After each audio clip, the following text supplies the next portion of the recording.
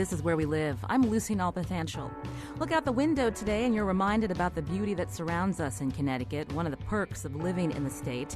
Fiscally, however, the state is in trouble. The economy has been slow to grow since the recession, and at the Capitol, the governor and legislators have faced continuous years of plugging budget deficits. Next year's is estimated at more than $1 billion. What does that mean for our cities and towns? Less state aid. So what's the solution beyond raising taxes? Well, if you're one of Connecticut's cities, that's not even a solution. Today we're bringing up the R word, regionalization. It's something policymakers have floated in recent years as a solution to saving municipalities money. But is consolidating services that simple? And will it bring the desired cost savings? We're going to talk about that today with leaders of municipalities such as Hartford, and we'll hear the perspective of wealthy towns too. Later in the show, we'll look to a Florida city that consolidated to save money. What did regionalizing services gain and lose for its residents? And we want to hear from you. Are you waiting for your tax bill to go up next year, given the state's continuing fiscal problems? What do you think your town or city can do to help you and still provide needed services? Join the conversation. The number is 860-275-7266. Email wherewelive@wnpr.org. And always find us on Facebook and Twitter at Where We Live. Joining me now in studio is Kevin Maloney. He's Director of Communications at the Connecticut Conference of Municipalities. Thanks for joining us, Kevin. Good morning. Thanks for having me. And also in studio with us is Luke Bronin, Mayor of Hartford. Thanks for coming back to the show. Thanks, Lucy. Great to be with you. So, Kevin, I wanted to, we invited you to the show because CCM has a recent report that's looking at our cities, our major cities here in Connecticut, Hartford, Bridgeport, New Haven, and Waterbury. Why did CCM decide to study these four urban centers? Well, life in Connecticut really, as the big cities go, so goes the overall Connecticut economy. And they are the centers of the economic engines in the state, employment, cultural, public safety, hospitals, and we felt the need there to show how much of a burden those cities take on, their ability and their inabilities to deal with some issues, and the notion that we need strong statewide policies to ensure their economic health, their social health, because if they're not the centers and they tend to not do well, the affluence and the success you see in the suburban towns would fall off also. So we're trying to point to working with Mayor Bronin and the other big city mayors and a series of smaller town first selectmen who are involved in the issue, the best ways to be supportive of Hartford, New Haven, Bridgeport, Waterbury to have Connecticut be successful going forward. Let's talk about the report in detail. Obviously, cities around the country, including here in Connecticut, struggle with bigger numbers of unemployment, with poverty, with homelessness. To walk us through some of your findings. Well, the obvious one is that there are over 500,000 residents who live in these four cities. Mayor Bronin brought up earlier today, there's close to 100,000 people who just commute into Hartford every day to get their main income. You have similar, perhaps slightly smaller numbers, suburban residents coming into New Haven, into Bridgeport, into Waterbury. Hartford, Bridgeport, New Haven are the places where the hospitals are, where you have the vast majority of social services. Yet, these communities see high rates of homelessness. They have property tax rates that are very high and really don't have an ability to set them at any higher rate. There are challenges in the education world. There are challenges in public safety. Both those two, Hartford, New Haven, Bridgeport, and Waterbury, have made real inroads in terms of trying to make improvements. So we're just pointing to the fact that these are really central hubs, and we're working with Mayor Bronin and the other big city mayors and the suburban mayors to try to come up with what are the best proposed state-local policies that could help these cities thrive going forward and not let them slip. As I mentioned, Mayor Luke Bronin is here. He leads the city of Hartford. Remind us why you wanted this job again. Because it's a great city. It's a great city that has enormous potential. But what I said when I launched my campaign for mayor is that the city's at a moment of real opportunity, but also enormous challenge. And we're not going to take advantage of that opportunity if we don't face our challenges openly, honestly, and directly. So what's at stake if Hartford fails, if you are indeed insolvent? Well, look, what I think is at stake is the economic health of the state of Connecticut, and certainly the economic health of the greater Hartford region. If you look around the country, those cities that are growing, that are winning the competition for jobs, that are attracting talent, it's those places that have strong, vibrant, healthy cities. And I think Connecticut missed that boat a couple of decades ago while other states were realizing the importance of their cities. And it's time for us to catch up. Economic growth is not driven by suburban office parks anymore. It's driven by strong, healthy cities. And so what would work for you in terms of, is it more state aid that Hartford needs? Because if you can't, there's only so much that you can tax within your city? Look, I would say, we long ago in the city of Hartford raised taxes above where they should have been to keep the city competitive.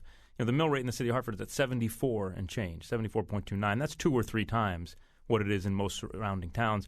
That makes it awfully hard to retain businesses, let alone recruit businesses to a capital city. When we talk about our deficits in the city of Hartford, we're talking about the deficits at that mill rate of 74 that's so high. If you actually looked at what the deficits would be if we had a competitive mill rate, they're 2 or 3 times that. So we have to find a new structure, a new revenue system. You simply can't run a city on a property tax-based system when the city has less taxable property than towns like Glastonbury or Manchester or West Hartford. It just doesn't work. So you say we need a new revenue system such as? Well, it can come in any number of different ways. One simple way that would get you a part of the way there, wouldn't get you all the way there, would be to actually fund the pilot formula. That's payments in lieu of taxes. Half of the property in the city of Hartford, 51% of the property in the city of Hartford is non-taxable. And most of that non-taxable property is providing services to the entire state and the entire region.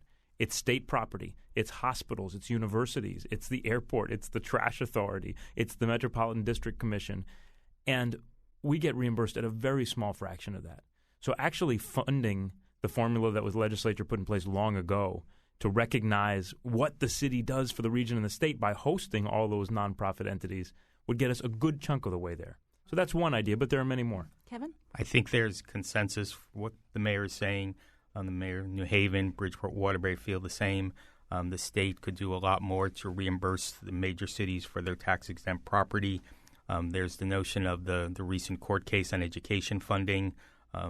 Education aid statewide is underfunded, and really what forced the court case by over $600 million. Education is the biggest expenditure for the city of Hartford and the other cities. So it's important to try to work together to find what's the best mix of revenue to run a city. We have a panel now that's called the State-Local Partnership Panel where we're working with the mayors and other suburban leaders to try to find that out.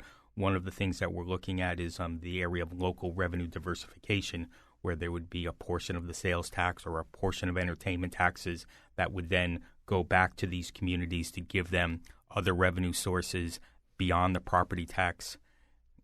If they tried to raise the property tax in the big cities, probably the rate of collection would fall off because the property tax rates tend to be highest where the incomes tend to be lower. So we're sort of going down a dead-end road, and we have to find a better solution.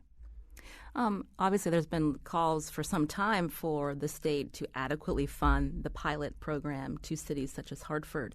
But with these continuing deficits, where does the money come from? But that's ultimately a decision for the legislature, and I'm not punting on this, but from my perspective, it doesn't really matter. What matters is that we develop a system that actually allows our cities to be competitive. It could come either from cuts elsewhere that are offset by increases. So, for example, there is municipal aid that goes to towns that frankly don't need it. That doesn't mean that it would only be cities that are getting assistance, but there are a number of wealthy towns in the state of Connecticut that continue to get state aid. That's one way you could deal with it. You could also deal with it by doing a sales tax surcharge that is specifically dedicated to municipal revenue. And that doesn't necessarily have to be just for the big cities either. It could be a way to cushion the blow for some of our suburbs and our smaller towns as well, which are facing real fiscal pressure too. Cities are not the only ones in fiscal pressure, and we've got to figure out ways to diversify the revenue stream for all of our towns. Well, let me throw that question back to Kevin Maloney again. He's with the Connecticut Conference of Municipalities. Your group obviously represents a lot of towns, not just cities. What's the solution if we need the state to adequately fund the pilot program to help our cities so that our suburbs don't fail? What does that leave? Where does that leave our towns? Well, CCM represents 162 of the 169 cities and towns. And I think there is consensus that we need to do more. We need to do the most to help support the central cities. I mean, everyone needs support and aid from the state, and it's trying to find the best mix so that Hartford, New Haven, and Bridgeport get everything they need, yet these other communities get something so they can be at the table and also participate in the process. And the struggle year in and year out is to try to find that best mix of where most of it needs to go, but providing something for others. And that's always it's a very strong debate that goes on year in and year out at the state legislature. And you have suburban state legislators and urban state legislators, the way you have urban leaders at the local government level and suburban leaders. So it's an ongoing issue, but there's clearly recognition that as the cities go, so goes the rest of the Connecticut economy. And just to reinforce one specific point the mayor made about if we're going to move forward with employment and economic development in the state and attract a vibrant young workforce, they want to be in the center cities. They don't want to commute long distances. They want access to public transportation. So if we're going to have competitive major cities that attract a strong young workforce, we have to be in the business of having those big cities really flourish. This is Where We Live. I'm Lucy Nalpathanchel. Today we're talking with municipal leaders about the state's fiscal problems and how it impacts our cities and towns. If you want to join the conversation, 860-275-7266. Before I go back to Mayor Bronin, Kevin, what about the R word, regionalization? How serious are people going to get about finding new ways to consolidate to save money in the town on the town level? Well, there are two ways to look at regionalization. One is cooperation across town lines to share services, and there's a lot of that going on now. A lot more needs to be done. And then there's the notion of what we would call intermunicipal cooperation, where you share services between the city hall side, the town hall side, and the Board of Education, consolidating finance services, consolidating information technology services, consolidating back office services. You can do that between the town hall and the Board of Ed, as well as across town lines, and hopefully that's going to provide efficiencies and save some money. Mayor Bronin? Sure. I just want to jump back real quick to something that Kevin said, because I've been working hard to rebuild the relationships with the big employers in the city of Hartford and try to get them re-engaged in the conversation about the city's future and the region's future. And one of the things that they all say is that one of their biggest challenges is recruitment. They regularly lose recruits to places like Boston or New York or even smaller cities that are perceived as centers of innovation and are vibrant and exciting places to be. Higher paying jobs for one. Well, it's really not just about salaries. It's actually more about place where people want to live because there's more going on. They want to be in cities, and that's why this isn't just a conversation about helping our cities. It's about a conversation about getting Connecticut's economy growing again. Mayor Bronin, if the city of Hartford doesn't get more state aid, what happens to your city? Look, what we have right now is simply not sustainable. You cannot raise taxes above 74 mills without killing the city. In fact, again, I think already we've put far too high a burden, especially on our small businesses, and it can't last. So you cannot raise taxes. And there's a limit beyond which you just can't cut if you want to be a city that's delivering the basic services that the residents want, but also that the region and the state should demand of its capital city. Will Hartford be in the position to declare bankruptcy if they don't get more help? My goal is to do everything we can to avoid that by working together to develop a system that actually works. And the important thing is that bankruptcy, I think, would be a black eye for the state of Connecticut and for the region. There again, it's not just about Hartford. I mean, we talk about the reputational effect of GE leaving Connecticut and going to Boston. Bankruptcy of the capital city would make that look like a tiny pebble in the pond. The ripples and the ramifications of a bankruptcy of our capital city would be huge for the state of Connecticut and for our ability to position ourselves as a place for growth. I would agree with the mayor that if you're in the business of trying to attract businesses and trying to attract young and vibrant workforce, that's going to be a big rock to throw in front of people. And we're at a crossroads now in Connecticut where everything we do is being looked at closely, and the next several years are going to be very important in terms of, do we grow, do we attract employers, do we attract more jobs? Kevin Maloney is Director of Communications for the Connecticut Conference of Municipalities. Thanks for joining us. We'll link to CCM's recent report about Connecticut's biggest cities and the burdens they face on our website, wnpr.org/wherewelive. Hartford Mayor Bronin is going to stay with us for the hour as we examine regionalization and other ways to help our cities. After the break, the leader of the town of Simsbury will give us her thoughts on ways the state should help towns like hers and Connecticut cities, too. You can join the conversation, 860-275-7266. Find us on Facebook and Twitter at Where We Live.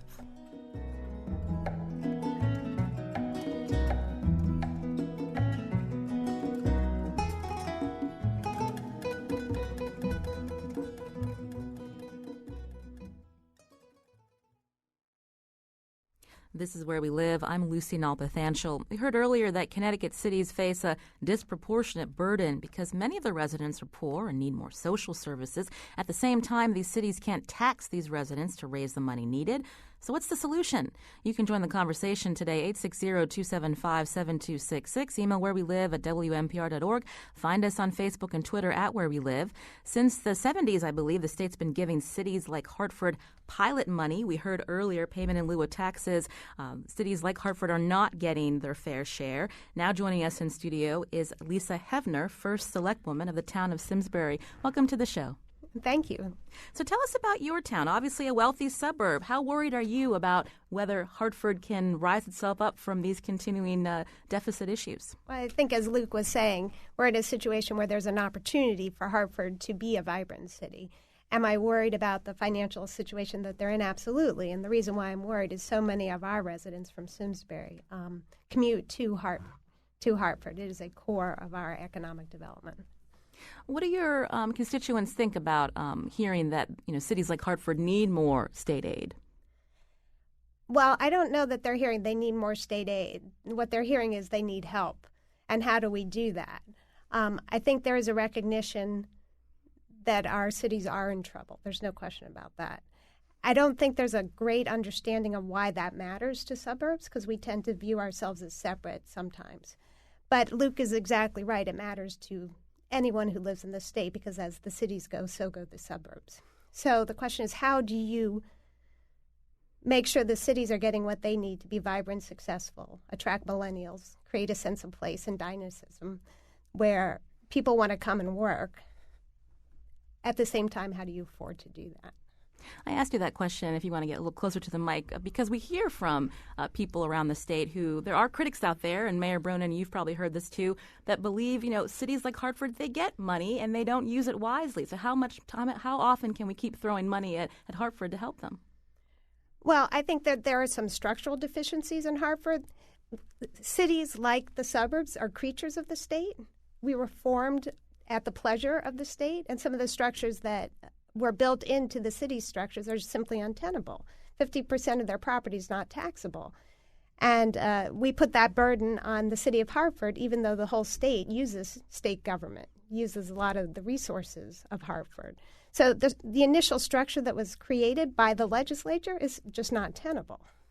Mayor Bronin, do you want to answer to the critics out there who think that, Hartford isn't using the money wisely to begin with? Sure. I mean, look, let me just first say, I'm the first to acknowledge there have been mistakes made in the past. Hartford has not always made smart decisions in the past. Baseball stadium, for one? You know that you know how my feelings on the baseball stadium. I think that is a good example of a decision that shouldn't have been made. It's a project that shouldn't have been launched.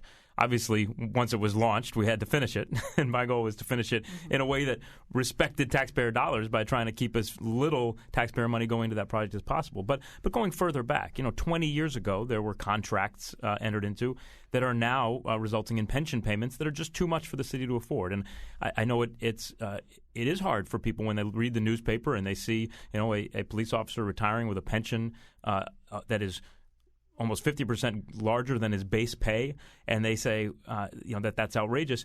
Believe me, nobody's more frustrated than that than I am. But those are 20-year-old decisions. Similarly, the city did borrow too much in the past, and the city did restructure its debt in irresponsible ways. But, and here's the really important point, if we didn't owe a single dollar of debt, we would still have a deficit. We would still have a deficit next year. Similarly, if we didn't owe a single dollar of pension payments, we would still have a deficit. And that's a deficit at a mill rate that already makes us uncompetitive. So now let me just put one other stat out there. If we actually had a mill rate that was competitive, say our mill rate was 45, which is substantially higher than the mill rate in Simsbury, but say our mill rate was 45. In that case, if we didn't have a single dollar debt or a single pension obligation, we would still have a deficit. The root of the problem really is structural, and it's based on the fact that there's just not enough property to tax in a city of this size. This is Where We Live. I'm Lucy Nalpathanchel. I want to go to some listeners who are calling in. John's calling from Manchester. John, you're on Where We Live. Yeah, hi. How are you doing today? Thanks for taking my call. Back when Jody Rell was governor, the legislature passed a bill that would have allowed municipalities and small businesses to allow their employees to be part of the state healthcare system. That bill was vetoed by Rell. It never come back up with a Democratic governor in office. I'm just wondering what you think about that, and whether you think that would really help out cities and towns across the state and bolster the economy. All right, John, thank you for your question. I'll go to Selectwoman Hevner from the town of Simsbury. Thanks for your question. I don't know the answer to that. That's one of the things, we've got to look at. We know that one of the most expensive things our residents across the state pay for is health insurance. So we do need to find a way to get that under control. Is that the best way? I don't know. I haven't really looked at that issue. It hasn't come up recently. But it's something that we think about all the time in the state. And in each of our towns, we have a very substantial wellness program that we do to try and reduce costs there. But I think we need to look at all options and make sure that not only the citizens of Connecticut, but in the whole nation have adequate health care. Mayor Brown? Look, first of all, I agree with Lisa. This is a much bigger issue than Connecticut. This is about making sure that on a national level, we develop a healthcare system that allows everybody at every income level to have real access to healthcare. But let me just say this. When you talk about a healthcare pool at the state level, the real question is not whether it's being done at the state level or municipality. It's what's the design of the healthcare plan. What level of benefits are being offered. That's what determines the cost. And so it's really hard to say in the abstract whether it would save money or not. It really depends on what the benefits are that are being offered. Selectwoman Hevner is from Simsbury, a wealthy town. Earlier we heard Mayor Broden say, there are some wealthy towns out there that don't need particular state aid. What's your reaction to that? Well, my first reaction would be come visit Simsbury on Cheese Day, when we give away free food to many of our residents who can't afford to live in Simsbury or the state of Connecticut. So when you say Simsbury's wealthy, I would ask you to be a little bit cautious there. We have a third of our land that's reserved as open space, so that's non-taxable areas. Mayor Broden has 50%. I don't have the same service needs as he does, but that's not to say we don't have any. So I think, how do we look at funding for the cities? We need to look at it in a way that's equitable, fair, and that sort of recognizes the needs not just of the cities, but of the suburbs. Because if the suburbs fail, then the cities fail. It's not just that the cities are important for the state of Connecticut. We're all important for the state of Connecticut. How can the town of Simsbury work with their surrounding towns, their neighbors, to save money, consolidating services? Well, we do that already, and we do that in a number of ways. We have councils of government. We belong to the Capital Region Council of Government, and they're basically regionalization efforts to coordinate savings and procurement options. I belong to the Farmington Valley Collaborative, which are the Farmington Valley towns. We get together. I think there isn't a minute of any day that doesn't go by where we don't think, how can we save money? And if we can do it by working with our neighbors, we do it because we don't have a choice. So if this is not something anyone's against, we look at it, does it make sense? Sometimes it doesn't. The state proposed regionalizing health districts. Their proposal will cost me 10 times more than what I'm paying now. I've got a local regional health district. So sometimes regionalization costs more, sometimes less. We'll do it if it makes sense. Mayor Broden, you talked about possibly a different structure, a new revenue stream to help. But in terms of regionalization, what is Hartford doing in terms of working better with West Hartford or East Hartford? What's the collaboration there? Sure. Well, look, I've sat down with all of the chief elected officials of surrounding towns and talked with them about ways that we can work together. Look, we're not going to solve this overnight. But we have to acknowledge that if you were building a state from scratch, you wouldn't build it the way we've got it. You wouldn't carve a state of 3.5 million people into 169 separate municipalities and then duplicate every single service across every one of those towns. It's just not. It's not efficient, and not only is it not cost effective, it's not necessarily the best level of service either. You could have greater levels of service in some cases if you're delivering services across a larger area. So we've got to be honest about the fact that this is the way we've done it for a long time, and we're used to it. And we are we're New Englanders, and we are the land of steady habits. But we're one of very few places in the country that does it this way. And most metro regions in the country are far larger than ours, where services are delivered over a much larger area. And we've got to start pushing at the envelope. We've got to start being a little bit more willing to experiment. But for people who are longtime residents of Connecticut who may have been born and raised here, when will this move past the debate? Well, that's a great question, because the debate's been going on for more than 50 years. I was looking at a newspaper article about an effort to merge the towns of Hartford and West Hartford from the 1920s. So this is not a new discussion, but I think the answer to that may be it's got to happen soon, because it's not just the city of Hartford that's in fiscal stress.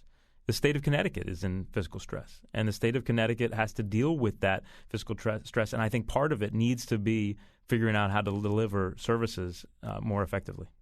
So how can the state do a better job of supporting its cities and towns? It's one of the questions we're exploring today. But regionalization or consolidating services is something lawmakers have suggested towns could do as well. How has that worked in other parts of the country? We'll find out what one Florida city did after the break. Selectwoman Lisa Hevner is going to stick around. Also, Mayor of Hartford Luke Bronin is here. First, if you enjoy Where We Live and the opportunity to join in on conversations like this, here are two of my colleagues to remind you to support WNPR. This is Where We Live. I'm Lucy Nalpathanchel. Coming up tomorrow, tree roots touch more than just soil. They reach deep into our past, our culture, our traditions. On the next Where We Live, we talk to author and tree enthusiast Fiona Stafford about her new book, The Long, Long Life of Trees. That's coming up Friday. Today we're talking about the R word, regionalization. What does that mean in the context of ways municipalities in Connecticut can save money and be more efficient when state aid continues to dwindle in yet another tough budget year? In studio with me is Luke Bronin, Mayor of Hartford, and Lisa Hevner, First Selectwoman of the town of Simsbury. And joining us now from the studios of WJCT in Jacksonville, Florida, is Georgette Dumont. She's Assistant Professor of Political Science and Public Administration at the University of North Florida. Georgette, welcome to Where We Live. Thank you, Lucy. Thank you.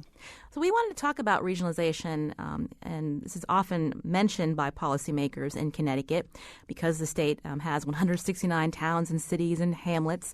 I lived in Jacksonville for a few years, and back then, I first learned that Jacksonville went through a consolidation process similar to what regionalization calls for, but that was back in the 1960s. Can you take us back there to, why this happened in Jacksonville? Sure. In 1967, it went in front of the voters as to whether the county as a whole would like to consolidate into one city, and the voters overwhelmingly approved the consolidation. And this was because there were a lot of inefficiencies, a lot of financial problems.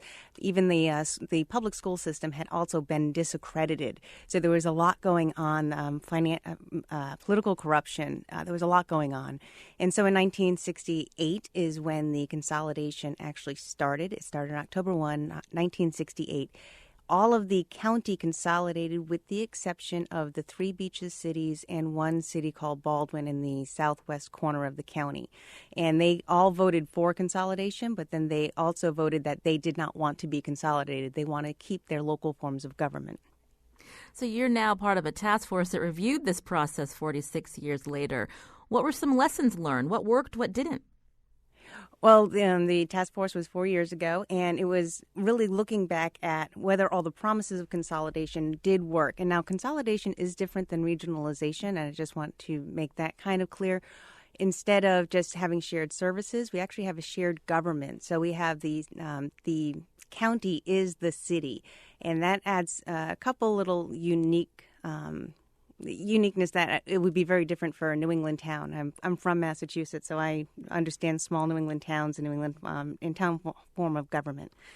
So some of the things that we are able to do and what consolidation brought to us was being able to make businesses who want to move into the city and to the county, we streamline those processes. So there's only one government that a business will really have to go through to get permissions and to get permits and things such as that, specifically for the city of Jacksonville. one thing that I think really should be noted, I've been listening to your guests, and we have it's called the JEA, Jacksonville Energy Authority, and that is an independent agency separate from the government, and that's because they want to really take politics out of it. And they provide electric for Jacksonville and Northeast Florida. And they provide a lot of money into the general fund for the city of Jacksonville. So the Jacksonville, even though it is consolidated, does not rely specifically just on property taxes, which is what it sounds like Hartford is going through.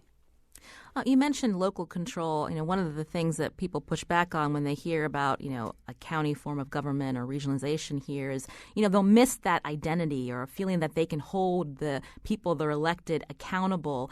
What identity does Jacksonville have after this consolidation? Is that an issue? Well, that's one. Yes, it is. That is one of the things that the task force really focused on, is that Jacksonville as a whole, as a city, doesn't really have a strong identity.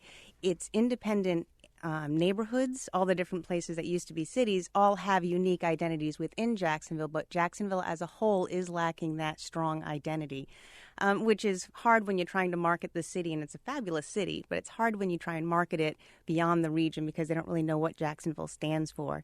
Something you also noted, local control.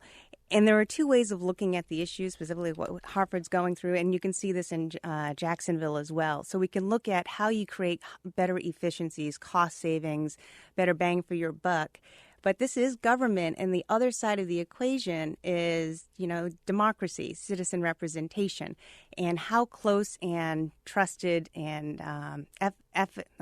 efficacious do citizens feel with their government. And so the smaller the government, for instance, I live in Jacksonville Beach, and that's one of the cities that chose not to consolidate. I go to all the city council meetings every other week because it's 17 blocks away from my house. It's very convenient. However, if Jacksonville Beach had consolidated into the city of Jacksonville, I would be nowhere near as engaged and informed with my government, because then I would have to drive 20 to 30 minutes into the city to go to the city council meetings. Everybody on the council in my town, in my city, knows who I am, where in the city of Jacksonville they wouldn't. So there's a stronger connection with the smaller form of government. But again, that's full consolidation of a county, not regionalization of services. This is Where We Live. I'm Lucy Nalpathanchel. I'm speaking to Georgette Dumont. She's assistant professor of political science and public administration at the University of North Florida. I wanted to turn back to our in-studio guest, First Select Woman of the town of Simsbury, Lisa Hevner. So what's your take when you hear how Jacksonville consolidated and some of the lessons learned there? Well, I think that rings true to a lot of what I hear. People moved to New England for a small-town New England democracy. That was sort of the birthplace of American democracy in the nation. And people do enjoy knowing their local elected officials. I go to the local grocery store, and that's where people ask me about questions. They'll say, hey, have you thought of this? What are we doing here? What can I do to help? And that doesn't happen at a county level. I spent some time in Maryland, and that's county government, and I never once ran into anyone who represented me. But down in Simsbury, everybody knows everyone. And so there is a benefit to that. In terms of regionalization, are there ways to do efficiencies? Absolutely. And should we be exploring those? Yes. Does it have to mean going to county government? I don't think so. When you say there are ways to be efficient, let's talk about school funding, because we know that across the state you're seeing a decline in enrollment. Is that something where it would make sense to have neighboring towns regionalize? I know we do that in certain parts of Connecticut, but it's not common. Well, there are certainly services you could regionalize. I mean, you want to start with the low-hanging fruit. What is going to be palatable to the communities? Because part of the reason people move to different towns in Connecticut is because of the schools. They love the schools, and they love knowing that they have an input into the schools and that they can vote on the school budgets. That people are willing to pay the higher taxes, we know, because they vote for these budgets overwhelmingly. So they find value there. The question is, are you getting value for the money you're paying? But are there opportunities? Yes. And with declining enrollment, you can look at capacity opportunities. You could look at food service, bus transportation, and special education funding are three obvious areas where there may be opportunities for everyone that benefit people, that don't take away some of the things we love about our local schools. Hartford Mayor Luke Bronin's in studio with us. Your reaction to Jacksonville? Well, I mean, first of all, as was said, there's a big difference between consolidation and regionalism. And I don't think anyone's under the impression that we're going to erase our town boundaries here in New England anytime soon. So there is a big difference there. But I'm going to approach it from a different angle. A couple of weeks ago, the Brookings Institution came out with a report identifying Hartford among less than 20 knowledge capitals around the world. And that was based on levels of educational attainment in the region, concentration of research institutions or companies with research arms. And it's an extraordinary thing because what they were looking at is the region of Greater Hartford. And yet for so many people who live around here, they see that report and say, how can Hartford be a knowledge capital? But if we started acting more like a region and talking about ourselves more like a region and recognizing that the health of the center city matters to the health of the region, we could really take advantage of all of those extraordinary assets we've got in this region. And I think to the point about identity, we could have an extremely powerful identity. This is a place with incredible arts and cultural assets, incredible natural beauty, as you said earlier, Lucy, incredible concentration of large national employers and research institutions. But we've got to unlock that. And the way we've got to unlock it is by creating a vibrant city at its core that's going to help create that identity and draw people in. We were just talking about schools and decline in enrollment. That's also an issue here in Hartford. You mentioned the city being seen as like a knowledge corridor in this Brookings report, but you said people are critical of that. Like, what are they talking about? Because of the achievement gap in your schools. So, I mean, how do you fix that problem so that people aren't moving out of Hartford to go to Simsbury or other towns? Well, I think the Judge Mukasher's decision a couple of months ago was a pretty powerful statement, and I think it rang true for a lot of people because it talked about, it shone a light on things that everybody knows. We are one of the wealthiest states in the country, and we have the worst achievement gap in the country. That is shameful to all of us. I'll take a call now. Martha's been holding. She's a resident of Hartford. Martha, you're on Where We Live. I am, thank you. Go ahead with your question. Okay. I would like first to applaud all of you for approaching the subject. I especially appreciate the comments made by, I think she's a councilwoman or select woman from Simsbury. And also Mayor Luke Bronin, thank you, from Hartford, for your comments in various ways. Now, I wish to ask Luke Bronin a question. This is somewhat a follow-up. You might recall my asking you a question earlier this year when you spoke at the Greater Hartford League of Women Voters about the degree to which police or firemen lived in Hartford. Fortunately, we have not had yet, so far as I know, the problem of police shootings of citizens like other areas in the country. I am glad for that. However, I am concerned that so many citizens, so many police officers who live elsewhere in the state are being police officers in the Hartford community. All right, Martha, thank you for your comment. Did you want to respond? So she has an issue with residency. No, I agree with her 100%. 93% of our police force lives outside the city of Hartford. We are focused on trying to increase the percentage of local residents on the force, both through recruiting and trying to get Hartford police officers to stay in Hartford if they lived in Hartford before. So I agree with 100%. I actually just submitted to the council yesterday an ordinance that's going to change the recruitment process in a way that we hope will give more flexibility and allow us to hire more residents. But again, the other piece of that is that it highlights once again the way in which we're interconnected. If 93% of the Hartford police officers live outside the city, it also means that those officers are residents of surrounding towns, and their income and their livelihood is tied to the city of Hartford. We are interconnected in so many ways. And so for me, when people ask what regionalism means, the very first meaning, the simplest meaning, is just let's acknowledge a fact. We are a region. We're an interconnected region, like it or not, and we will rise or fall together. I want to turn back to Georgette Dumont. She's joining us from the studios of WJCT in Jacksonville, assistant professor of political science and public administration at the University of North Florida. Georgette, so our conversation up in Connecticut's been going on for some time about regionalization, consolidation. What are some tips for policymakers here in Connecticut from your experience consolidating down there? Well, you want to really, I would say, as was stated by the mayor, they're not looking at consolidation, they're looking at regionalization, and that is a difference. And I would say take it slow. You want to really pick and choose which services you want to regionalize and what is going to get your best bang for the buck while keeping citizens at the forefront, so the level of service. So that's the first thing. PSAPs are, that's a relatively low-hanging fruit, although there is the politics involved with trying to get everybody to buy into that. PSAPs, public service, answering the 911 systems. So you'd want to go slowly with that.